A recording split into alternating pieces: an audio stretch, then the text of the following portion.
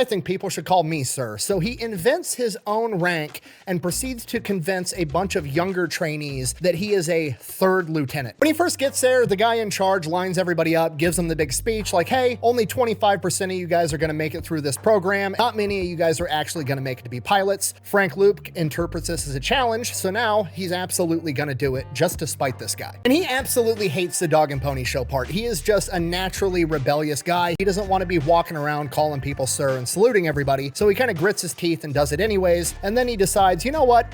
I think people should call me sir. So he invents his own rank and proceeds to convince a bunch of younger trainees that he is a third lieutenant. Okay, there is no third lieutenant. But the younger trainees don't know that yet, so he's got all the underclassmen walking around saluting him, calling him sir. Despite his rebellious streak, he winds up graduating, he makes that 25% cut, and he ships off to actual flight school. While there, obviously he learns how to fly planes, and in the initial training, he's just going up by himself, taking off, driving around, doing acrobatic stuff, landing the plane, and he's naturally talented at it. And then they get to the portion of training where they simulate dogfights, and this is where Frank Luke sets him apart from everybody else because he is the absolute best at it. He's just willing to outwork absolutely everyone, and he's literally willing to die to prove that he's the best. Basically, when he dogfights, he turns everything into a head-on collision game of chicken, and he never ever loses because, like I said, he's literally willing to die. There's accounts of people that went through training with him, and the overwhelming consensus was that Frank Luke was a madman, and most of them said when you went up against Frank Luke, you weren't trying to beat him, you were simply trying to survive this simulated combat and avoid a mid-air collision.